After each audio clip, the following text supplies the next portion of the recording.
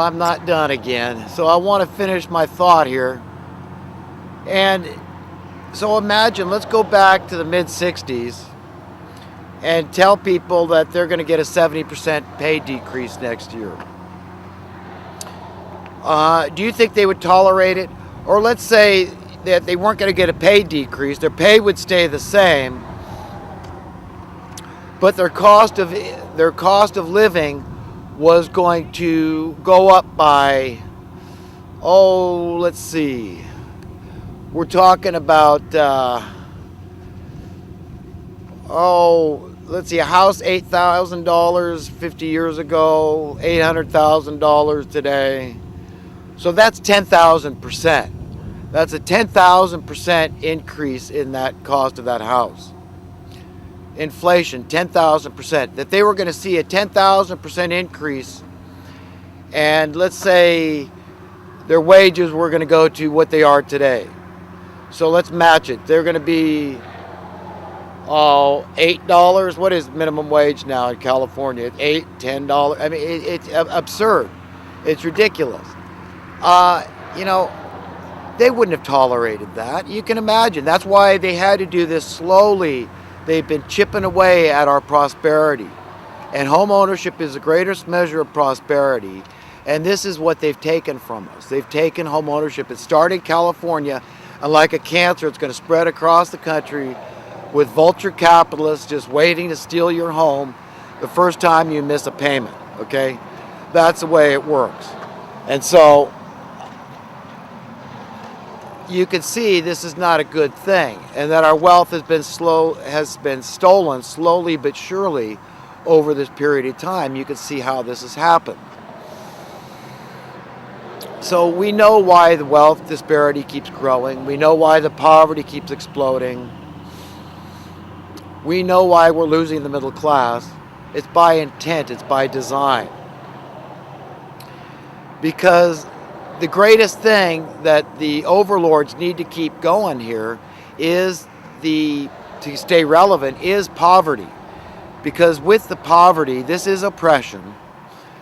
This creates a malleable society. In other words, it's easy to rally people around dubious war because, look, it's a job opportunity. The military needs you, and then we can say, oh well, yeah, it's good and noble. We got to go fight for our country and freedom and the American way and all this. So we get these well-intentioned people, the soldiers, going off to these battles, but they wouldn't go off to a lot of these battles if they were prosperous and wanted in another arena. Okay, so we've got to understand what's going on here, how we're being manipulated. The same goes for debt. Prosperous people don't go into debt. The same with the crime. Prosperous people don't commit crimes of financial desperation. So we've all got to understand the implications of tolerating injustice and how none of us can be silent. And I want to point out, back to talking about David Knight on the Alex Jones show, and how, I feel so confounded when people like David Knight, whom I respect and admire greatly, I believe he's a very intelligent man. But when I hear a guy like that come up with this nonsense, he wants to criticize a raise in the minimum wage, and he wants to say, well, this is going to cause inflation. I say, wait a minute, David, stop right there, man. If you're for real, okay, I mean, put aside the fact that this is really a pay decrease. If your cost of living's going up and you don't go to commensurate pay adjustment, cost of living adjustment, then mathematically speaking, there's no difference in getting a pay decrease and your cost of living remaining steady. But we know what happened. We know the justification for the COLA. We know that your cost of living went up. And it wasn't supposed to go up. The reason it went up is because we have unsound currency by design. Because they can't financially, economically rape us unless the currency is unsound. Because sound currency, by nature, involves accountability. It involves checks and balances. It involves oversight by who? We the people. That's not some of the people, that involves all of the people. Everybody wants to be a contributing member of society, and they are. Very few people are out there getting welfare because they just want to be lazy, okay? That's not it. Because, you know, what kind of a lifestyle are you going to live on welfare? You're going to be dirt poor. You're not going to have any extra money for anything. So people on welfare are dirt poor, and they're getting welfare because they need it. They've been rendered poor intentionally by these monsters. So who are you going to blame? Who are we going to blame? You know, a cost of living adjustment, if businesses and if employers, the masters of old, don't like to give a cost of living adjustment, you know, it's like shooting the messenger. Don't blame the recipients of the effects of this oppression, of this oppressive entity, that the establishment that's doing this on purpose, intentionally, deliberately, impoverishing people. You know that. You know about Cloward and Piven. You know what's going on here. You know that so many people on minimum wage jobs have to go to the government anyhow and be subsidized and get welfare because they don't make enough to survive. They need help with paying the roof over their head or the food in their belly. You understand how this works, so you know those things. And still you're going to castigate these people? Give me a break. This is an opportunity to look at the causers of the misery, the unnecessary human suffering through oppression.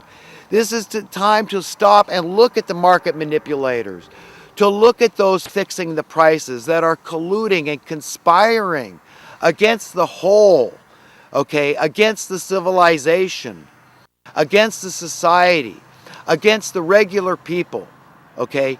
Yes, working class people, blue collar, the working poor, regular folks that are doing jobs that are critical to the wheels of society continuing to turn, okay? Society would come to a screeching halt if it wasn't for a lot of those people doing those mundane jobs, those minimum wage jobs that don't entail having a great education. But are you going to lie to yourself, to the public? You're going to try to lie to me and tell me their jobs aren't every bit as important as everybody else's job? I mean, who out there? If you fell off the face of the earth tomorrow, is the world going to come to a grinding halt? No, none of us. I'm not saying that. I'm never one to say I'm better than anybody. I don't think anybody in their right mind wants to be better than anybody. Although we all strive to be heroic. We all want to, you know, be helpers and saviors and friends of humanity. You know, we all want to be good guys, decent, upright human beings. Hi, little dogs. A couple of beautiful white shepherds over here. Let me take a look at these dogs.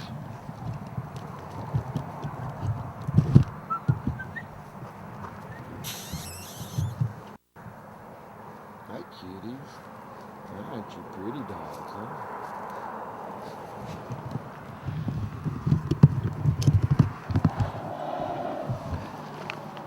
But anyhow, back to the subject at hand.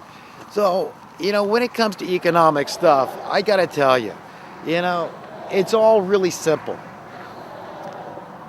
And, you know, during the presidential debates, Rand Paul, the only guy that brought up sound currency.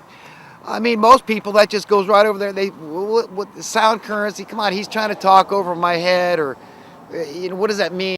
Under my head.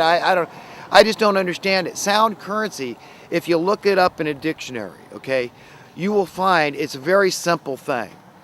It involves accountability. It involves checks and balances. And you can tell if you've got sound currency because your cost of living will be in perpetual decline. This is the only way we can be free. It's called financial freedom. We need to be free from the money masters. That's who we need to be free from. So what do you need? You need security. That means a way out of fear. What is your way out of fear? You got to be safe. So this is your way to safety and security, is financial safety, financial security. And this can never be for some. This must be understood to be for everybody. So sound currency, the way to know if you've got it is to see if your currency is worth more day by day. Imagine how good that would feel to have sound currency. to know that your currency is worth more tomorrow than today. Can you imagine the elation, the joy of knowing, because this is it, you cannot be existentially free, metaphorically free, if you're not actually physically free. And that means the money masters have us all by the throat through unsound currency. They've got us in fear, insecurity. They've got us in bondage through unsound currency. This is how they remain relevant. This is how they get away with indebting the nations and the states and the individuals. This is how they get away with the high crime rate and all the corruption and criminality out there of every type, white collar, blue collar, yellow collar, it doesn't matter. All this criminality, it's all because of this corruption, the monetary corruption, this devilish entity, this satanic entity. This is how they do it. This is how they get away with the dubious warfare, okay? This is how they get away with the abortions. Rich women don't kill their babies, okay? This is how they get away with the prostitution and pushing the drugs, okay? This is how they get away with every evil out there. And these teachings are not unique to me. I learned them from what I learned from Jesus, that the money is the root of all the evil. Remember, he did not say some of the evil, all the evil. So if you want a way out of all the evil, you've got to get out of the money. We've got to render the monetary system irrelevant, which is a big taboo, a big no-no to all those that are invested in the establishment, that are prosperous as defined as worldly things, possessions, assets, money. So understand that although nobody needs to be threatened by me, if Jesus was running the world, okay, I'm just going to do what he says to do. I'm going to be an egalitarian. I'm going to set the captives free. I'm going to say, no, we need universal prosperity, and this is how it's going to work. It doesn't have to have anything to do with money. It just has to do with a sense of security, a sense of safety, a sense of freedom. And all these things, remember, they're all combined to form what is happiness. You need, in order to be happy, you've got to feel those things. You've got to attain those things. You've got to possess those things. And a lot of that stuff is invisible, but it's just an attitude, a spirit. So sound currency, if you look at it like that, like it's an attitude, it's just, look, we demand justice. We demand equity. We demand logic within the economic system. That's what it means. It says we're going to adhere to supply and demand principles. And again, let me point out, as I do repeatedly in my videos, the analogy of the VCR. This is what is supposed to happen. Okay, this is the law of diminishing returns, which, although that might sound bad to an investor, it's not bad for everybody. It's not bad for anybody, in fact. If we see it as, if we see society, civilization, as a family, as a whole, as a collective, okay, if you see it like that and you understand this is the only way we're ever going to find happiness, then we've got to get on board with this theory, this principle, this idea that, you know what, things aren't going to change. We're not going to get a politician in there to change things until we've got to rewrite the system. We've got to rewrite the economic rules. We've got to say, look, this thing is going to make sense, okay? That's it. And if we're progressing in terms of industrialization, in terms of mechanization, automation, making our lives easier, because that's why we do these things. That's why we have all the ingenuity out there. It's very instinctive, instinctual, natural for us to make our lives easier. Now, are people out there working in factories to make just your life, it's easier for you to travel down the road. Now you don't have to hook up your horse and buggy. Now you can just jump in and start your car. Who do we thank for that? We thank the collective, because there's no one man today that could say, I made the car, I'm responsible for giving you this wonderful form of transportation. You understand why this belongs to all of us? It's accumulated over the ages. That's how progress is. That's how ingenuity is, innovation.